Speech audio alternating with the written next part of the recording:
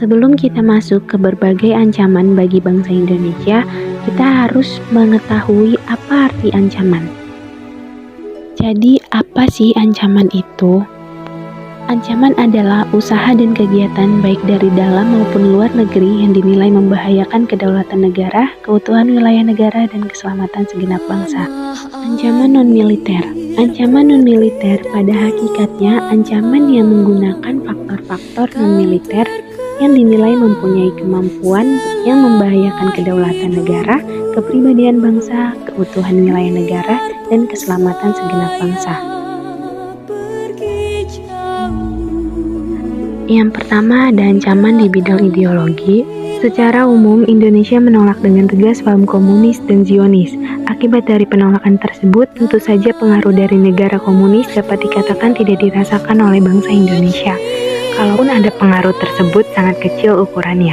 Akan tetapi, bukan berarti bangsa Indonesia terbebas dari pengaruh paham lainnya, misalnya pengaruh liberalisme. Yang kedua, ancaman di bidang politik. Ancaman di bidang politik dapat bersumber dari dalam negeri maupun luar negeri. Di luar negeri, ancaman di bidang politik dilakukan oleh suatu negara dengan melakukan tekanan politik terhadap Indonesia. Intimidasi, provokasi, atau blokade politik merupakan bentuk ancaman non-militer. Ancaman separatisme merupakan bentuk lain dari ancaman politik yang timbul di dalam negeri. Sebagai bentuk ancaman politik, separatisme dapat menempuh pola perjuangan politik tanpa senjata dan perjuangan bersenjata. 3. Ancaman di bidang ekonomi.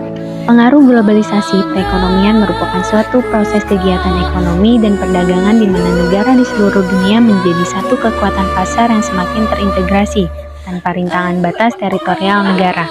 Ketika globalisasi ekonomi terjadi, batas-batas suatu negara akan menjadi kabur dan keterkaitan antara ekonomi nasional dengan perekonomian internasional akan semakin erat. Ancaman kedaulatan Indonesia dalam bidang ekonomi diantaranya adalah sebagai berikut. A. Indonesia akan kedatangan oleh barang-barang dari luar dengan adanya perdagangan bebas yang tidak mengenal adanya batas-batas negara. B.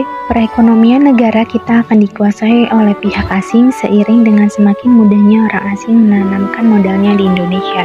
C. Persaingan bebas akan menimbulkan adanya pelaku ekonomi yang kalah dan menang. D. Sektor-sektor ekonomi rakyat yang diberikan subsidi semakin berkurang, koperasi semakin sulit berkembang sehingga angka pengangguran dan kemiskinan susah dikendalikan. E. Memperburuk prospek pertumbuhan ekonomi jangka panjang. 4. Ancaman di bidang sosial budaya. Ancaman dari dalam ditimbulkan oleh isu-isu kemiskinan, kebodohan, keterbelakangan, dan ketidakadilan. Isu tersebut akan mengancam persatuan dan kesatuan bangsa, nasionalisme, dan patriotisme. Adapun ancaman dari luar timbul sebagai akibat dari pengaruh negatif globalisasi, diantaranya adalah sebagai berikut. A. Munculnya gaya hidup konsumtif dan selalu mengkonsumsi barang-barang dari luar negeri. B. Munculnya sifat hedonisme, yaitu kenikmatan pribadi dianggap sebagai suatu nilai hidup tertinggi. C. Adanya sikap individualisme, yaitu sikap selalu mementingkan diri sendiri serta memandang orang lain itu tidak bermakna.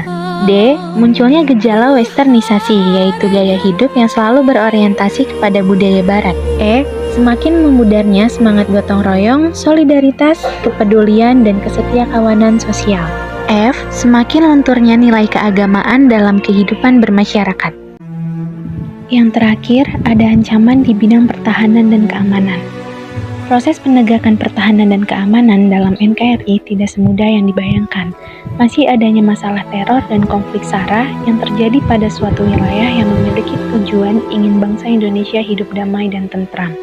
Oleh karena itu, lemahnya penerapan dan penegakan hukum dan keadilan harus terus ditingkatkan. Dengan demikian, kita harus mengantisipasi ancaman sedini mungkin di bidang pertahanan dan keamanan, baik secara militer maupun non-militer.